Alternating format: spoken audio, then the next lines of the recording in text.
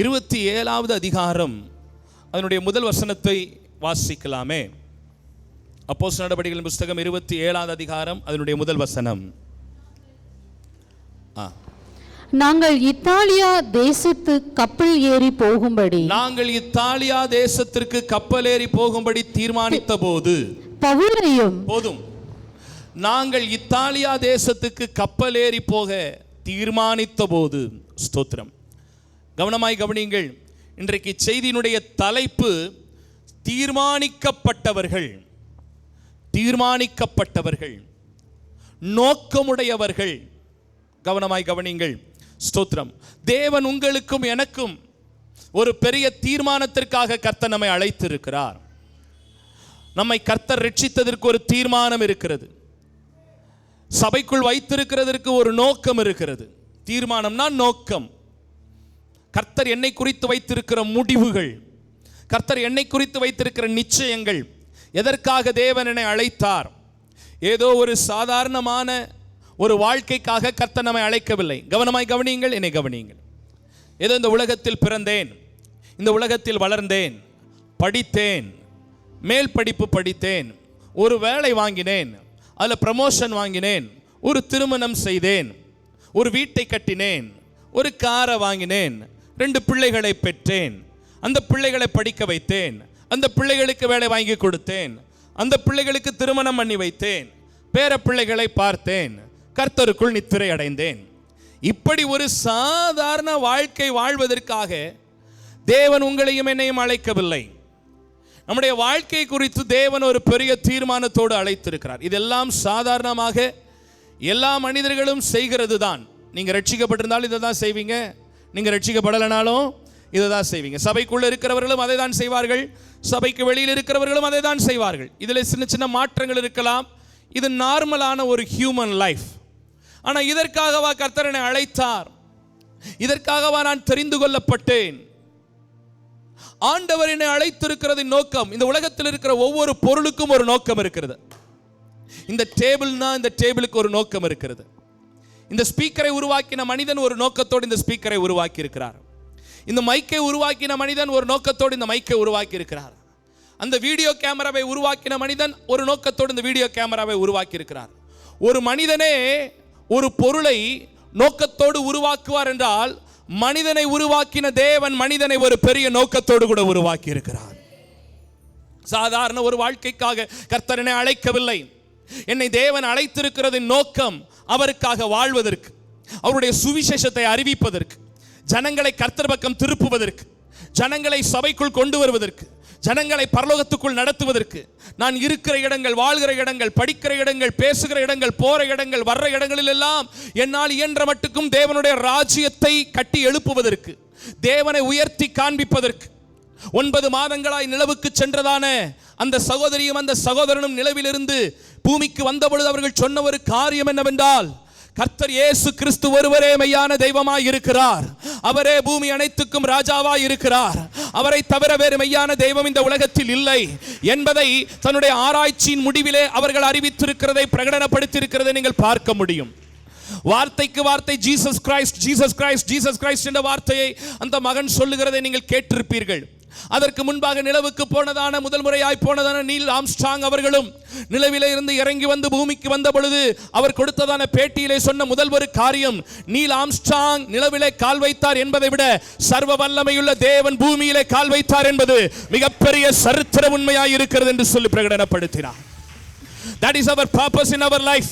கர்த்தர் என்னை அழைத்திருக்கிறது நோக்கம், கர்த்தர் நம்மை தெரிந்திருக்கிற நோக்கம். அதனால தான் சொல்றேன், அட்லீஸ்ட் வருஷத்துல ஒரு முறையாவது உங்க வீட்டில் ஒரு கூட்டத்தை நல்ல கிராண்டா வச்சு இயேசுவே தெய்வம் என்பதை உலகத்துக்கு நீங்கள் அறிவிக்க கடமைப்பட்டிருக்கிறீர்கள். அதற்கு தான் கர்த்தர் என்னை அழைச்சிருக்கிறார், அதற்கு தான் கர்த்தர் என்னை தெரிந்து கொண்டிருக்கிறார். ஒரு சாதாரண வாழ்க்கை அது கர்த்தர் கட்டாயம் தருவார். சபைக்கு வருகிற எல்லாருக்கும் கர்த்தர் தருவார், தந்திருக்கிறார், தருவார், இன்னும் தருவார். ஆனால் அது என்னுடைய நோக்கம் அல்ல. என்னை கர்த்தர் அழைத்திருக்கிறது நோக்கம் அவருடைய நாமத்தை உயர்த்தி அவருக்காக ஒன்றை சாதிப்பதற்காக கர்த்தர் என்னை அழைத்திருக்கிறார். ஆனால் இன்றைக்கு செய்தி என்னவென்றால், அதற்காக தீர்மானிக்கப்பட்டிருக்கிற நான் அதை செய்யக்கூடாதபடி எனக்கு வருகிற 4 தடைகளை உங்கள் முன்பாக நான் வைக்கப் போகிறேன். What are the struggles we are facing? ஏன் நம்முடைய வாழ்க்கையிலே தேவனுக்காக செயல்பட முடியவில்லை? அழைக்கப்பட்டிருக்கிற நான், தீர்மானிக்கப்பட்டிருக்கிற நான், முன்குறிக்கப்பட்டிருக்கிற நான், என்னால் ஏன் செயல்பட முடியவில்லை? எனக்கு வருகிற 4 தடைகளை சுருக்கமாக உங்கள் மத்தியிலே இதே சம்பவத்தை மையமாய் வைத்து நான் பேசுகிறேன். இந்த சம்பவம் நீங்கள் படித்திருப்பீர்கள் என்று நான் நினைக்கிறேன். ஏற்கனவே வேறொரு கோணத்தில் இந்த சம்பவத்தை மையமாக வைத்து நான் பிரசங்கித்திருக்கிறேன் சில வருடங்களுக்கு முன்பாக. நான் பேசுகிறது அப்போஸ்தலர் 27, 28 மையமாய் கொண்டு பேசுகிறேன். இப்பொழுது வேதத்தை பார்க்க வேண்டாம். அப்போஸ்தலர் பவுலோடு கூட 276 பேர், பவுலையும் சேர்த்து 276 பேர் இத்தாலியா என்கிற தேசத்துக்கு பயணம் போகிறார்கள். இத்தாலியா பட்டணத்துக்கு பயணம் போகிறார்கள். கப்பல் பயணம் போகிறார்கள். கப்பல் பயணம் என்பது அந்த காலத்தில் மிக ஒரு ஆபத்தான ஒரு பயணம். ஆமா, போய் சேர்ந்தாதான் நிச்சயம், இல்லைன்னா அது பெரிய ஆபத்தை ஏற்படுத்தும். ஏனென்றால் இன்றைக்கு இருக்கிற லேட்டஸ்டான ரேடார் கருவிகள் எல்லாம் அந்த காலத்தில் கப்பலில் கிடையாது. வெறும் பாய்மர கப்பல். புறப்படுவாங்க, எந்த நாள் போய் சேருவாங்கன்னு தெரியாது. மாதக்கணக்காகும், நாள் கணக்காகும். காற்றின் போக்கிலே கப்பல் கொண்டு போகப்படும். தண்டு வலிப்பார்கள். ஆங்காங்கு பல சேதங்களை பார்க்க வேண்டியது இருக்கும். பல போராட்டங்களை பார்க்க வேண்டியது இருக்கும். நீங்க பழைய காலத்து மிஷனரிகள் தரங்கம்பாடியிலே ஊழியம் செய்ததான ஸ்ரீகன் பாலாக இருக்கலாம், இல்லை என்றால் எந்த வில்லியம் கேரியா இருக்கலாம். அவர்கள் எல்லாம் முதலாக இந்திய தேசத்திற்கு வரும்பொழுது கடற்கரை ஓரத்திலே ஊழியம் செய்ததான ஆண்டவருடைய 12 சீஷர்களில் ஒருவரான தோமா கூட இந்திய தேசத்துக்குள்ளே வரும் பொழுது அவர்கள் கடல் வழி மார்க்கமாக தான் வந்தார்கள். அப்படி வரும் பொழுது அந்த கடல்ல, அந்த கப்பல்லையே காஃபின் பாக்ஸ் வைத்திருப்பார்களாம், சவப்பெட்டிகள் இருக்குமாம். ஒருவேளை கடல்ல வரும் பொழுதே அவர்களுக்கு ஃபிட்ஸ் வந்துடலாம், கடல்ல வரும் பொழுதே மரணம் சம்பவிக்கலாம். அப்படிப்பட்ட நேரத்தில் அந்த சவப்பெட்டிக்குள்ளே வைத்து அந்த கடலிலேயே கல்லை இறக்கி அப்படியே அடக்கம் பண்ணி விடுவார்கள். இப்படிப்பட்ட ஆபத்தான பயணம்தான் கப்பல் பயணம். அன்றைக்கு அப்போஸ்தலன் பவுல் தன்னோடு கூட 276 பேரோடு கூட அந்த இத்தாலி தேசத்துக்கு பயணம் போகிறார்கள். போய்கொண்டே இருக்கும் பொழுது திடீரென்று ஒரு சம்பவம் வருகிறது. ஒரு மிகப்பெரிய புயல் காற்று ஒன்று வருகிறது. இப்ப இந்த புயல் காற்றுலாம் வரும் பொழுது பேர் வைக்கிறார்களே, டி சுனாமின்னு வைக்கிறாங்க, வரதான் வைக்கிறாங்க, வராதான் வைக்கிறார்கள், காசா புயல் வைக்கிறார்கள், என்னமோ வைக்கிறார்களே. இது எப்படி பேர் வைக்கிறாங்கன்னு நமக்கு தெரியல. அது வரும்பொழுதே என்னுடைய பேர் இதுதான் டி சுனாமின்னு சொல்லிட்டு வருதா, அது என்னன்னு தெரியல. எதை மையப்படுத்தி வைக்கிறாங்கன்னு தெரியல. ஆனால் அன்றைக்கே அப்போஸ்தலர் நடவடிக்கைகள் 27வது அதிகாரத்திலேயே அன்றைக்கு வந்ததான அந்த மிகப்பெரிய புயல் காற்றுக்கு ஈரோக்லிதோன் என்று பெயர் வைக்கப்பட்டது. அந்த காற்றுக்கு பேர் ஈரோக்லிதோன் என்று பெயர். அது ஒரு கொடுமையான காற்று. அந்த காற்று அந்த 276 பேர் பயணித்ததான அந்த கப்பலை தாக்கினது. அந்த கப்பலில் இருந்த மரங்கள் எல்லாம் தகர்ந்து விழுந்தது, கட்டைகள் எல்லாம் தகர்ந்து விழுந்தது. உள்ளே இருக்கிற ஜனங்களுக்கெல்லாம் மரண பீதி ஏற்பட்டது. அங்கே 100க்கு அதிபதி இருக்கிறான், பல பிசினஸ் பீப்புள் இருக்கிறாங்க, சில சிறை கைதிகள் இருக்கிறாங்க. It is a mingled group. எல்லாம் சேர்ந்து இத்தாலியா தேசத்துக்கு ஒவ்வொருவரும் பல நோக்கத்தோடு கூட பயணிக்கிறார்கள்.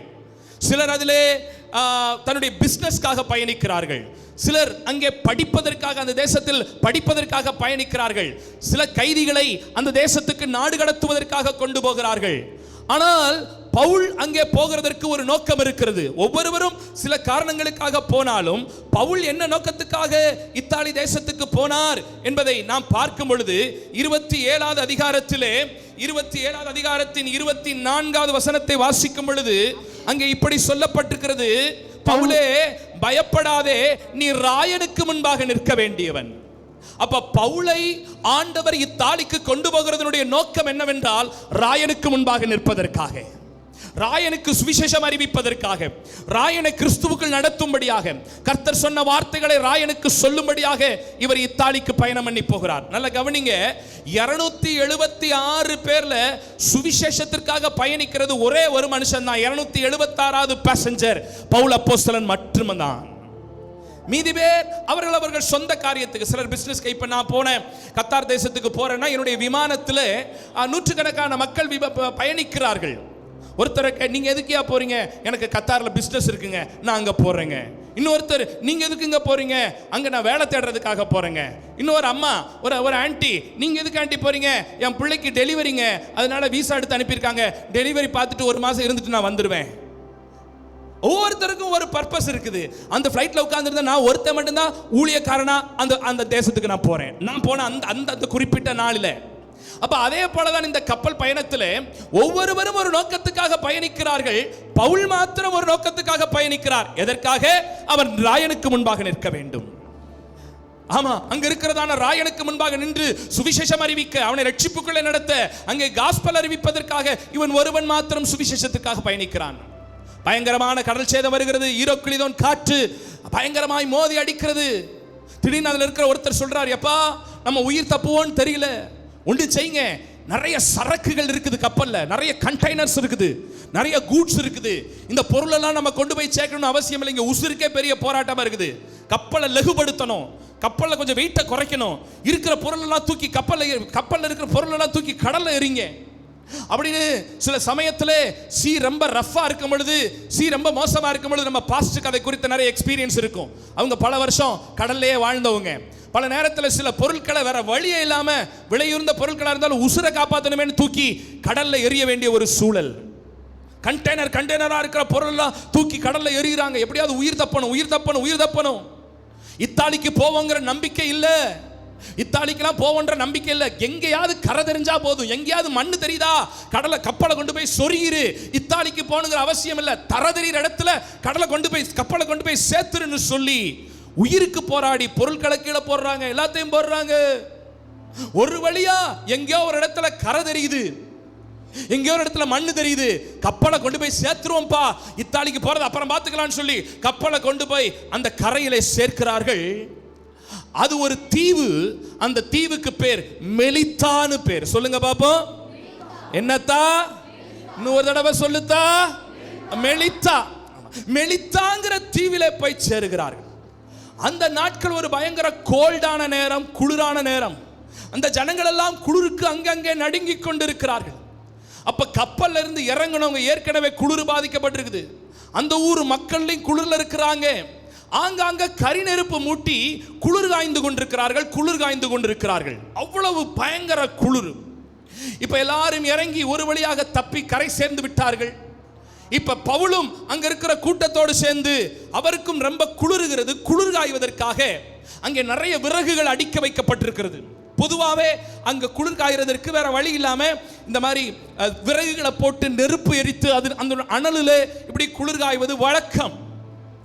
அப்ப நிறைய விறகு பண்டிலா அடுக்கி வச்சிருக்கிறாங்க. அது எல்லாத்தையும் எடுத்து போட்டு குளிர் காய்ந்து கொண்டிருக்கிறாங்க. பவுலும் அதில் சில விறகுகளை எடுத்து ஒரு நெருப்புல போட்டு குளிர் காயலாம் என்று சொல்லி சில விறகுகளை எடுத்து நெருப்புல போடுகிறார். அதற்குள்ளே இருந்து ஒரு சர்ப்பம், ஒரு விரியன் பாம்பு அனலுரைத்து புறப்பட்டு வந்ததாம். வெயில் காலம் வந்துருச்சுனாலே மேப்படியானுங்க நிறைய பேர் வெளியில வருவாங்க. இப்போ கொஞ்சம் காலம், அடுத்த மாசத்துல இருந்து வெளியில புறப்படுவாங்க பாருங்க. சட்டையெல்லாம் கழட்டி போட்டுட்டு, எங்களுக்கு வெக்கையா இருக்கு அப்படின்னு சட்டையை கழட்டி போட்டுட்டு எல்லாரும் வெளியில வருவாங்க. கவனமா சுத்தணும். அப்ப அனலுரைத்து வெளியே புறப்பட்டு வந்து பவுல் அப்போஸ்தலனுடைய கையை கவ்வி கொண்டதாம். கையை கவ்வி கொண்டோடனே சுத்தி இருக்கிற 255 பேரும் பார்க்கறாங்க. ஆஹா, இவன் இன்னைக்கு செத்தான். ஏற்கனவே இவனால தான் கடல்ல கண்டோம். எல்லாரும் வேற பர்பஸ்க்காக போற, இவன் மட்டும் ராயனுக்கு சுவிசேஷம் அறிவிக்க போறேன்னு வந்ததுனால தான் கடல் இவனை விழுங்குறதுக்காக நம்மள எல்லாத்தையும் சேர்த்து பாடா படுத்துச்சு. தண்ணியில கண்டத்துல தப்பிச்சுட்டான். இப்ப விஷப்பூச்சி இவனை கவ்வி கொண்டது. இன்னும் கொஞ்ச நேரத்துல ஆமேன் கண்ணெல்லாம் ப்ளூ ஆயிடும், மண்டை வீங்கிரும், நொர தள்ளிரும், ஆளு காளி ஆளு மருகையா அப்படின்னு அவனுடைய மரணத்தை பார்ப்பதற்காக அத்தனை பேரும் சுற்றி நின்று கொண்டு என்ன சம்பவிக்கும் பவுலுக்கு என்று பார்க்கும் பொழுது, பவுல் ரொம்ப சிம்பிளா ஒரு கொசுவை தள்ளி விடுற மாதிரி கையில இருக்கிற பாம்பை அப்படின்னு நெருப்புல தள்ளி விட்டுட்டு அவர் ராயனுக்கு முன்பாக புறப்பட்டு போய்விட்டாரு. கையை உயர்த்தி சத்தமா ஒரு அல்லேலூயா சொல்லாமே, முடிந்தால் கை தட்டி ஆண்டவரை மகிமைப்படுத்துவோமே. தீர்மானிக்கப்பட்டவனை ஒன்றும் சேதப்படுத்த முடியாது, அழைக்கப்பட்டவர்களை ஒன்றும் சேதப்படுத்த முடியாது. முன்குறிக்கப்பட்டவர்களை அவர்கள் தரிசனத்தை நிறைவேற்றி முடிக்கும் வரைக்கும் மரணமோ இருளோ வியாதியோ பலவீனமோ தீர்மானிக்கப்பட்ட பிள்ளைகளை, அழைக்கப்பட்ட பிள்ளைகளை கர்த்தர் தம்முடைய தீர்மானத்தை அவர்களை கொண்டு நிறைவேற்றி முடிக்கும் வரைக்கும் ஏதொன்றும் அவர்களை சேதப்படுத்த முடியாது. இன்னைக்கு ஆவியானவர் நம்மோட பேசுறார். மகளே மகனே, நீ முன்குறிக்கப்பட்ட பிள்ளை. உன்னை கொண்டு சில காரியங்களை நான் செய்ய தீர்மானித்து இருக்கிறேன். உன்னை கொண்டு தேசத்தில், உன்னை கொண்டு குடும்பத்தில், உன்னை கொண்டு வாழ்க்கையில், உன்னை கொண்டு உன்னை வேலை பார்க்கிற இடத்துல சில காரியங்களை, சில அசைவுகளை நான் செய்ய தீர்மானித்து இருக்கிறேன். அதை நிறைவேற்றி முடிக்கிற வரைக்கும் ஏதொன்றும் உன்னை சேதப்படுத்த முடியாது என்று சொல். அப்படி என்ன சேதப்படுத்துச்சு பாஸ்டர் அப்படின்னு ஒரு 4 காரியத்தை வேகமா சொல்லி முடிக்கலாம். 28வது வசனத்தினுடைய முதல் வசனத்தை 28வது அதிகாரத்தின் முதல் வசனத்தை வாசிக்கலாம். நாங்கள் தப்பி கரை சேர்ந்த பின்பு பேட்டரி போயிருச்சு பாஸ்டர், அப்புறம் மாத்திக்கலாம், இப்போதைக்கு விட்டுருங்க. அந்த தீவின் பெயர் மெலித்தா என்று அறிந்தோம். அந்நியராகிய அந்த தீவார் எங்களுக்கு பாராட்டின அன்பு கொஞ்சமல்ல, அந்த வேளையிலே பிடித்திருந்த மழைக்காகவும் குளிருக்காகவும் அவர்கள் நெருப்பை மூட்டி எங்கள் அனைவரையும் சேர்த்து கொண்டார்கள். பவுல் சில விறகுகளை வாரி அந்த நெருப்பின் மேல் போடுகையில் ஒரு விரியன் பாம்பு அனல் உரைத்து புறப்பட்டு. இப்ப நல்ல கவனிங்க. என்ன கவனிங்க. இப்ப எத்தனை பேர் பயணிக்கிறாங்கன்னு சொன்னேன். நான் இவ்வளவு தூரம் கதை சொல்லி முடிச்சிருக்கேன், நீங்க இப்ப பேசணும். ஓகே, எத்தனை பேர் பயணிக்கிறாங்கன்னு சொன்னேன்? 275 + 1 பவுலோட சேர்த்தா 270. எந்த நாட்டுக்கு போறாங்கன்னு சொன்னேன்? பவுல் மட்டும் எதுக்கு போறாருன்னு சொன்னேன்? வெரி குட், சூப்பர், அழகா சொல்லிட்டீங்க. அருமை. ரைட். இப்ப நல்லா கவனிங்க. 276 பேர் பயணிக்கிறாங்க. இந்த பாம்பு இந்த 276 பேர்ல 275 பேரை விட்டுட்டு யார் கையை தான் கவுது? உங்களுக்கு புரியுதா? 275 பேரை விட்டுருச்சு. கடிக்கிறது அதுல வேற ஒருத்தனை கடிச்சிருக்க வேண்டியதானே? 144வது டிக்கெட்டை கடிச்சிருக்க வேண்டியதானே? 129வது டிக்கெட்டை கவிர்க்க வேண்டியதானே? இல்ல 2வது டிக்கெட்டை கவிர்க்க வேண்டியதானே? அது ஏன் கரெக்டா பவுல மட்டும் கவுது அப்படின்னா பவுல் மேலதான் கர்த்தருடைய தீர்மானம் இருக்குது. அவள் மேலதான் கர்த்தருடைய தீர்மானம் இருக்குது.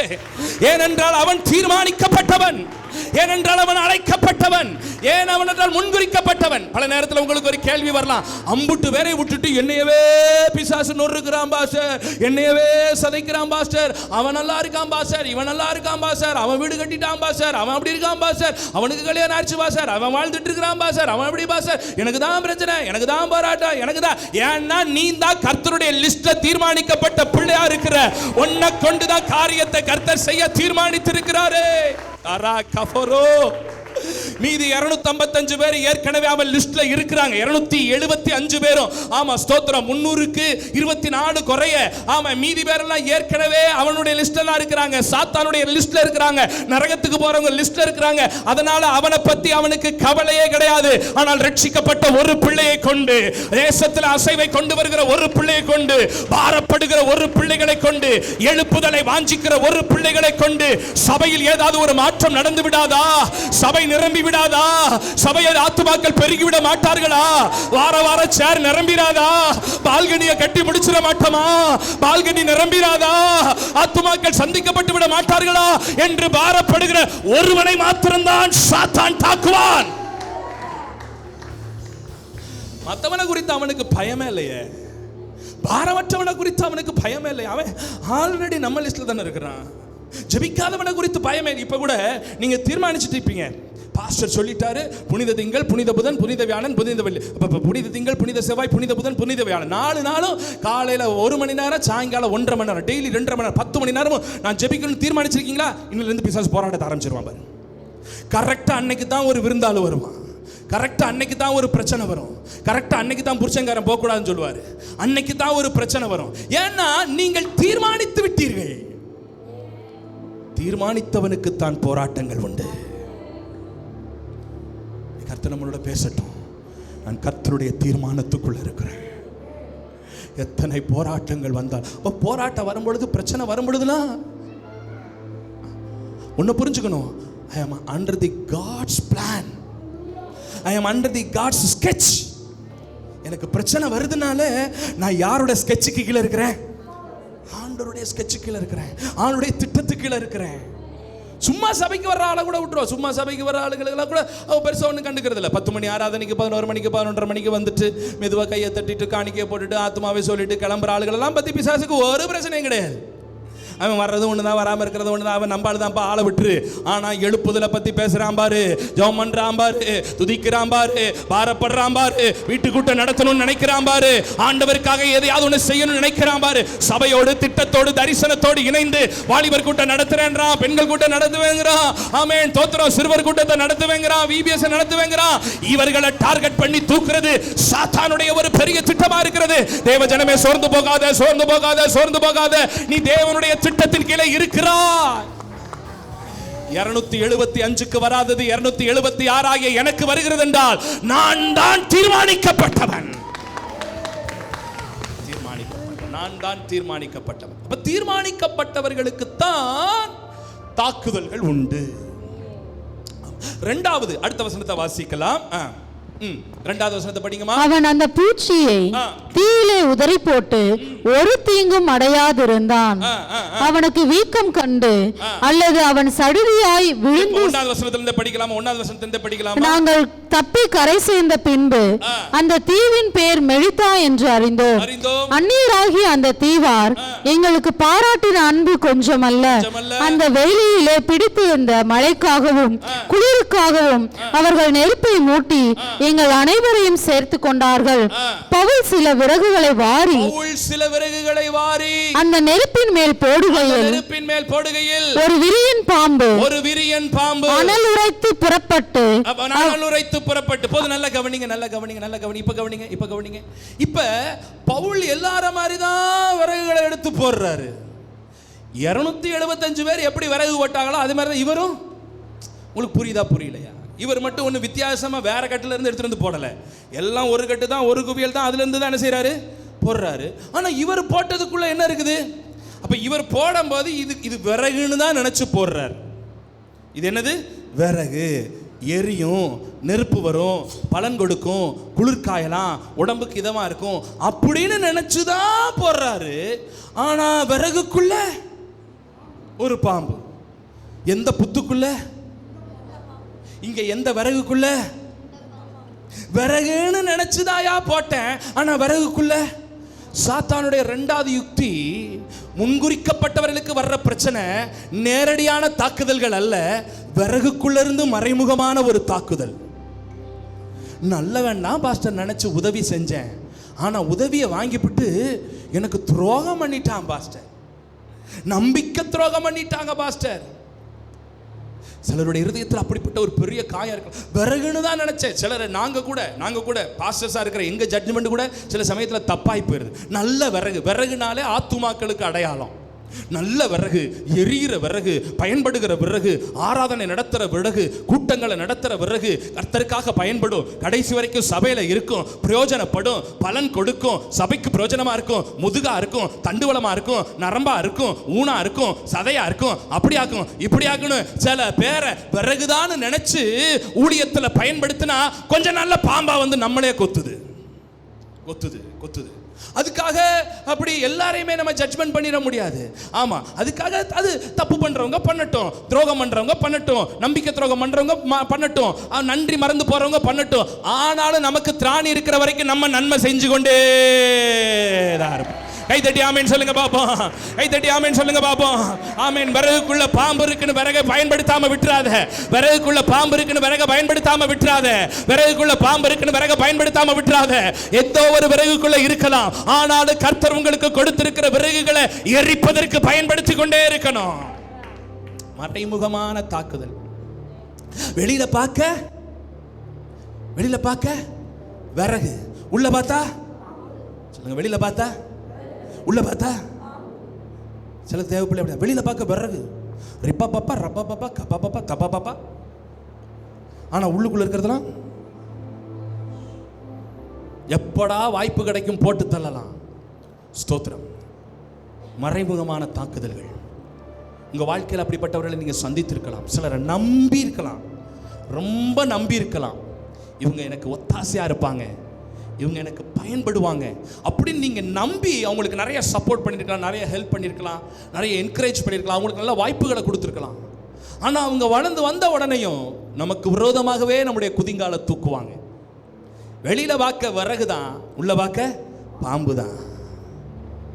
அப்படிப்பட்ட அனுபவங்கள் உங்கள் லைஃப்பில் வந்திருக்கும். நீங்கள் கை தூக்க வேண்டாம். உங்கள் இருதயம் பதில் சொல்லும். ஆனாலும் கர்த்தர் சொல்கிறாரு, நீ உன் ஜட்ஜ்மெண்ட் தப்புன்னு சொல்ல வரல, இருந்தாலும் பரவாயில்ல, நீ எல்லாரையும் விறகாவே பாரு. ஏதோ ஒரு விறகுக்குள்ள ஒரு பாம்பு இருக்கலாம், அதுக்காக எல்லா விறகையும் நீ தப்பா நினைக்காத. அது 1-2 பாம்பு இருக்கும். ஆனா மற்ற விறகுகள் சேர்ந்து கொழுந்து விட்டு எரியும் பொழுது தேசத்தில் ஒரு பெரிய எழுப்புதலை கர்த்தர் தருகிறவரா இருக்கிறாரு. கர்த்தர் தருகிறவரா இருக்கிறாரு. கர்த்தர் தருகிறவரா இருக்கிறாரு. கர்த்தர் தருகிறவரா இருக்கிறாரு. கர்த்தர் தருகிறவரா இருக்கிறாரு. ஏதோ ஒருவர் செய்கிற ஒரு காரியத்திற்காக, ஏதோ ஒருவர் செய்கிற ஒரு தவறுக்காக ஒட்டுமொத்தத்தை நீ தப்பா நினைக்காத. சில விறகுகள் அப்படி இருக்கும். ஆனா சில விறகுகள், மோஸ்ட் ஆஃப் தி விறகுகள் ஆண்டவருக்காக எரிகிற விறகுகளாய் கர்த்தர் வைக்கிறவரா இருக்கிறார். மறைமுகமான தாக்குதல்கள் உங்களுக்கு வருதாயா? மறைமுகமா உங்களை தாக்குறாங்களா? மறைமுகமா உங்களுக்கு விரோதமா காரியங்களை செய்றாங்களா? வெளியில பார்க்க விறகு மாதிரி இருந்துட்டு உள்ளுக்குள்ள உங்களை தாக்குறாங்களா? சபையில பார்ப்பதற்கு நல்ல ஆட்கள் இருந்துட்டு சபைக்கு விரோதமாய் செயல்படுகிற கூட்டங்கள் இருக்கிறதா? வெளியில பார்க்கும் பொழுது நன்றாக ஸ்தோத்திரம் சொல்றாங்க, ஆனா தவறான காரியங்களை கர்த்தருக்கு விரோதமாய், சபைக்கு விரோதமாய், ஊழியத்துக்கு விரோதமாய் செய்றாங்களா? நல்லா கவனிங்க. அந்த பாம்புகளை குறித்து நாம் கவலைப்பட வேண்டாம். ஆனால் எல்லா விறகுகளும் ஒரு நாள் சேர்க்கப்படும். எல்லா விறகுகளும் ஒரு நாள் எரிக்கப்படும். எதெல்லாம் பாம்பு இருக்குதோ அதெல்லாம் அனல் உரைத்து ஒரு நாள் வெளியில வரும். அந்த அனல் உரைக்கப்பட்டு வெளியில வருகிற பாம்புகளும் ஒரு நாள் அக்கினி அபிஷேகத்தில் சுட்டரிக்கப்படுகிறதா இருக்கும். தேசத்தின் எழுப்புதல் நம்மை கொண்டு, பட்டணத்தின் எழுப்புதல் நம்மை கொண்டு, ஊரின் எழுப்புதல் நம்மை கொண்டு, கிராமத்தின் எழுப்புதல் நம்மை கொண்டு. ஒரு நிமிடம் தேவ ஜனமே நல்ல கைத்தட்டி 2 வார்த்தை அபிஷேகத்தில் பேசி, நீ முன்குறிக்கப்பட்ட பிள்ளை, நீ குறிக்கப்பட்ட பிள்ளை, நீ அழைக்கப்பட்ட பிள்ளை, நீ தெரிந்தெடுக்கப்பட்ட பிள்ளை. உனக்கு ஒரு முன்குறிப்புகள் இருக்கிறது. ஆமே, நாங்கள் இத்தாலியா பட்டணத்துக்கு போவதற்கு முன்குறிக்கப்பட்ட பொழுது, அழைக்கப்பட்ட பொழுது எங்களுக்கு வந்த 2வது ஒரு பெரிய பிரச்சனை மறைமுகமான தாக்குதல்கள். Hidden problems. சத்துரு எடுக்கிற ஒரு மிகப்பெரிய அஸ்திராயுதம். உன்னை முகமுகமாய் தாக்க முடியாதவர்கள், முகமுகமாய் உன்னிடத்தில் சண்டையிட முடியாதவர்கள் மறைமுக தாக்குதல்களை தாக்கலாம். மறைமுகமா தாக்குறாங்க பாஸ்டர், மறைமுகமா பேசுறாங்க பாஸ்டர், மறைமுகமா காரியத்தை செய்றாங்க பாஸ்டர். நல்லா முன் குறிச்சுக்கங்க, கர்த்தர் என்ன முன் குறிச்சிருக்கிறாரு. நான் கர்த்தரால் முன்குறிக்கப்பட்ட பிள்ளை, நான் கர்த்தரால் அழைக்கப்பட்ட பிள்ளை. அதனால தான் எனக்கு விரோதமா அண்டர் கிரவுண்ட் வேலை பார்க்குறாங்க. அண்டர் கிரவுண்ட் வேலை உங்கள் வேலை பார்க்குற இடத்துல கூட உங்களுக்கு விரோதமாக அண்டர் கிரவுண்ட் வேலை பார்க்குறாங்களா? உங்கள் ஒர்க்கிங் சிச்சுவேஷனில் உங்களுக்காக அண்டர் கிரவுண்ட் வேலை பார்க்குறாங்களா? உங்களை வேலை விட்டு தூக்கணும்னு சில காரியங்களை பேசுகிறாங்களா? உங்களை குறித்து தவறான வதந்திகளை பரப்புறாங்களா? உங்களை இன்சல்ட் பண்ணுறாங்களா? வேதனைப்படுத்துகிறாங்களா? நல்லா புரிஞ்சுக்கங்க, நீங்கள் கர்த்தருடைய திட்டத்தில் இருக்கிறீங்க. You are under the God's plan. Justin Moses ஐயா தான் ஒரு சின்ன கிளிப்பிங் இப்படி படிச்சிருக்கேன். நல்ல ஒரு எழுப்புதல் பிரசங்க இருந்த நாட்களை கர்த்தர் பயன்படுத்தி கொண்டிருக்கிற ஒரு நல்ல பாத்திரம். அவர் சொல்லும்போது இப்படி ஒரு கிளிப்பிங்கில், ஸ்தோத்திரம், நீ நினைச்சபடியெல்லாம் நடக்குது அப்படின்னா நீ உன்னுடைய விருப்பத்தில் இருக்கிற. நீ நினைக்கிறதுக்கெல்லாம் மாறா நடக்குதுன்னா நீ கர்த்தருடைய திட்டத்தின் கீழே இருக்கிற.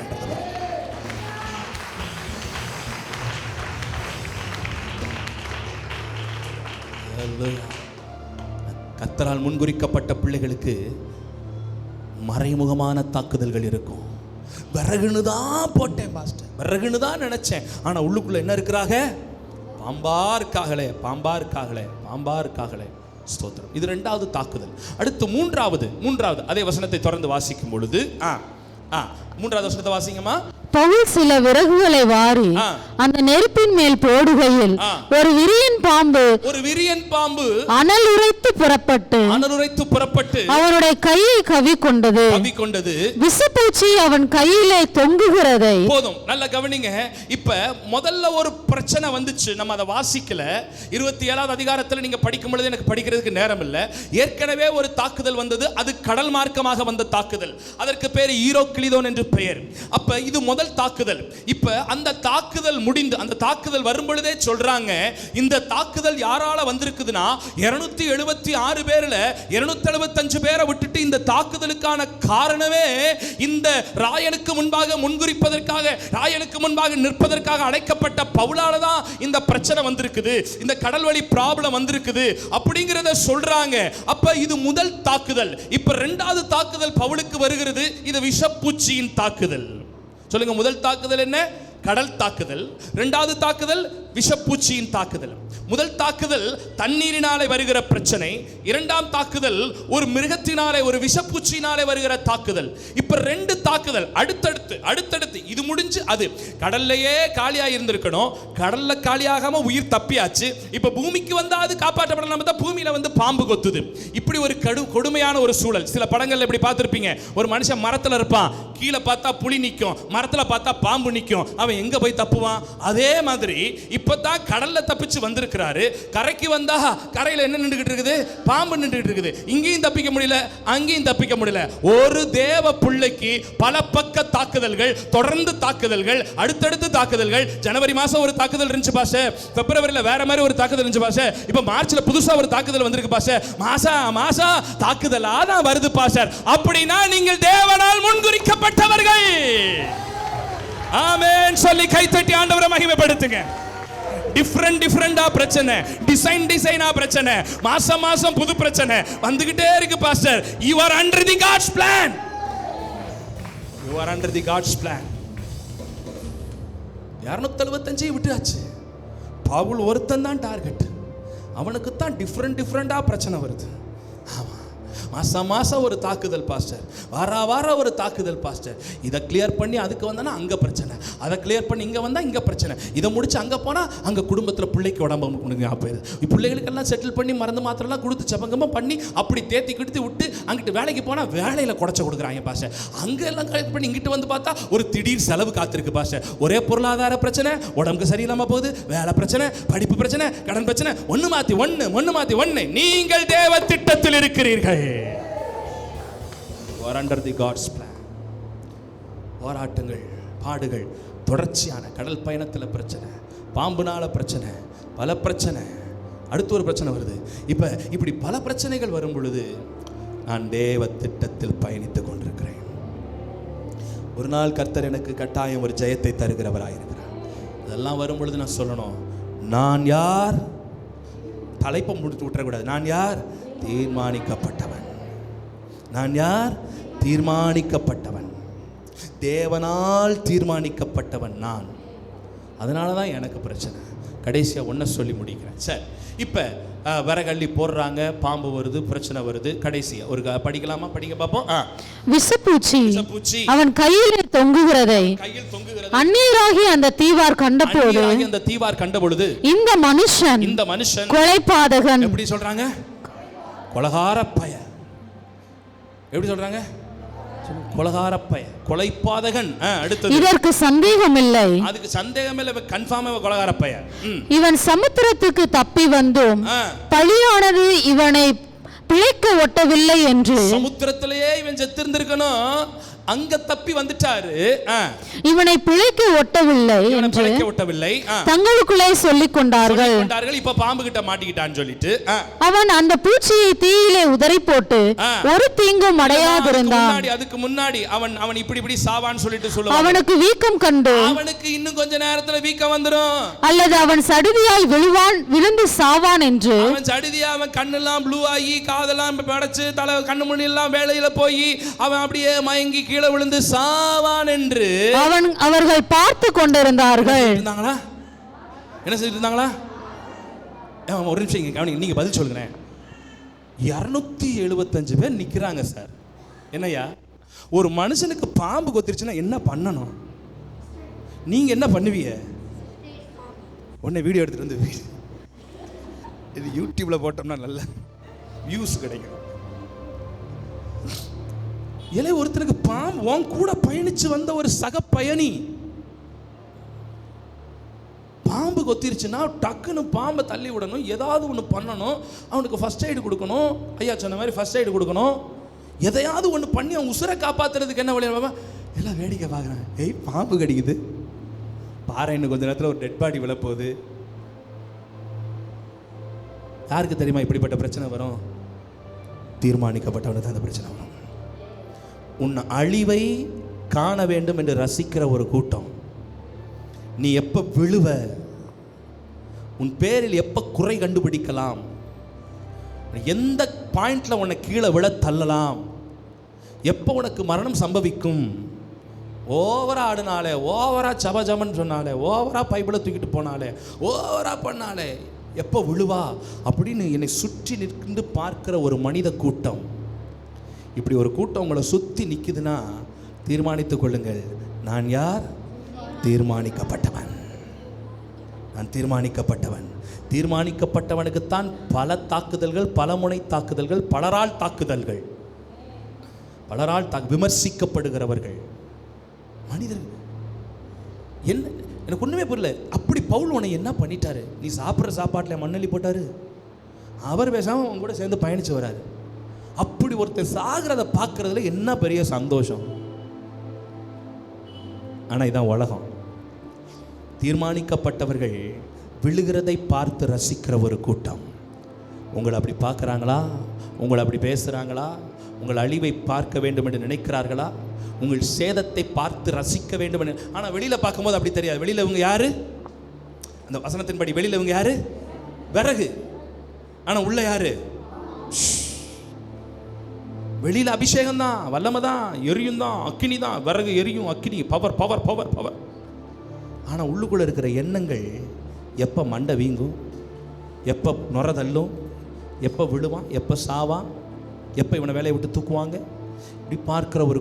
அப்போ புரிஞ்சுக்கணும், நான் கர்த்தருடைய தீர்மானத்துக்குள்ளே இருக்கிறேன். திரும்ப திரும்ப ஆண்டவர் சொல்கிறாரு, நீ கர்த்தருடைய தீர்மானத்துக்குள் இருந்தால் பல போராட்டங்கள் உன்னை தாக்கும், ஆனால் முடிவில் கர்த்தர் உன்னோடு கூட இருக்கிறார் என்பதை.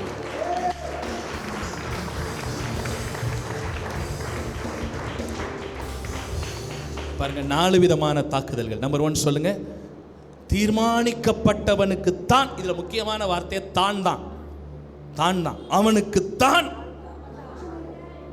275க்கு இல்லை, 276க்கு தான். அந்த பேசஞ்சருக்கு தான் பிரச்சனை, எனக்கு தான் பிரச்சனை. எல்லாரையும் விட்டுருவான் பிசாசு, என்னத்தான் தாக்குவான். ஏன்னா நீங்கள் கர்த்தருடைய தீர்மானத்துக்குள் இருக்கிறீர்கள். 2வது, தீர்மானிக்கப்பட்டவர்களுக்குத்தான். வெளியில பார்க்க என்னது, ஆனா உள்ள பார்க்க என்னது? மறைமுக தாக்குதல்கள். 3வது, தீர்மானிக்கப்பட்டவர்களுக்குத்தான். தண்ணியில கண்டோம், பூச்சியில கண்டோம். 3வது, மனுஷனாலையும் கண்டோம்.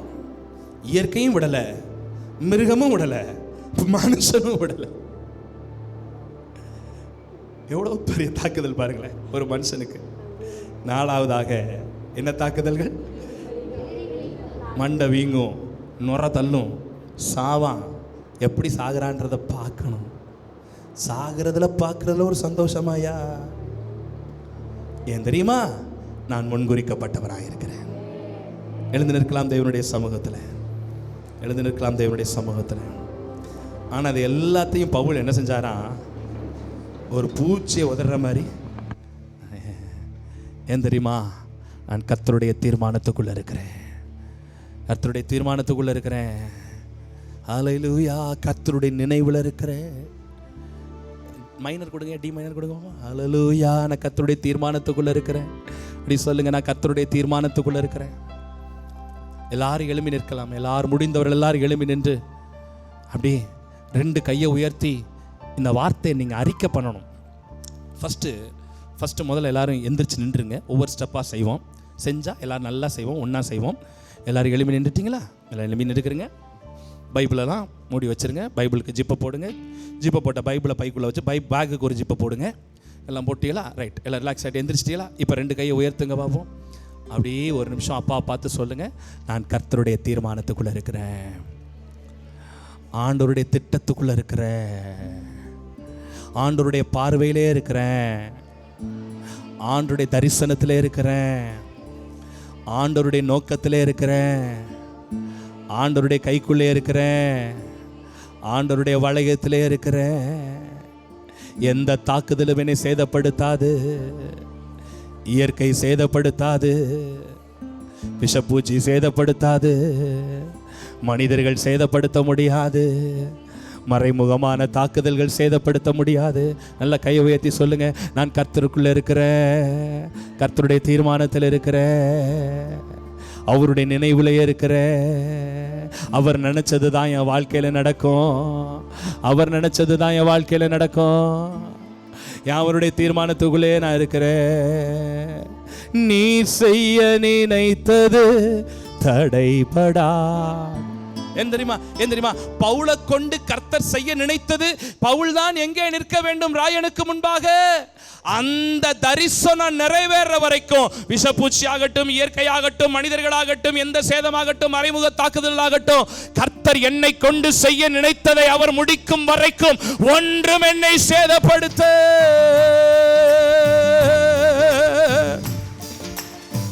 நீ செய்ய நினைத்தது தடைபடாது. எனக்காக யாவையும் செய்யும் தேவனே. நீ செய்ய நினைத்தது எனக்காக யாவையும் செய்யும். உம் வேலைக்காக காத்திருக்க பொறுமையை எனக்கு. உம் வேலைக்காக காத்திருக்கணும் ஆண்டவரே. நீர் என்னை பயன்படுத்தும் வரை, நீர் என்னை உபயோகப்படுத்தும் வரை. ஓ, நீ செய்ய நினைத்தது எனக்காக யாவையும். காலங்கள் மாறலாம், காலங்கள் மாறலாம், மனிதர்கள் மாறலாம், மாறாத தேவன் இருக்கையில் கலக்கமில்லை. மனிதர்கள் மாறலாம், மாறாத தேவன் இருக்கையில் கலக்கமில்லை.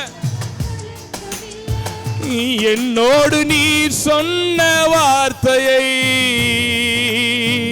எனக்காக நிறைவேற்று. நீ ராயனுக்கு முன்பாக நிற்க வேண்டியவன் அல்லவோ. எனக்காக நீ சொன்ன வார்த்தையை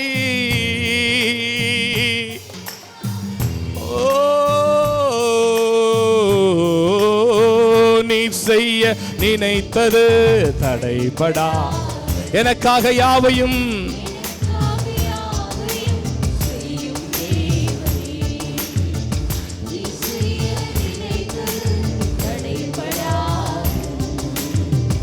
எனக்காக யாவையும் செய்து.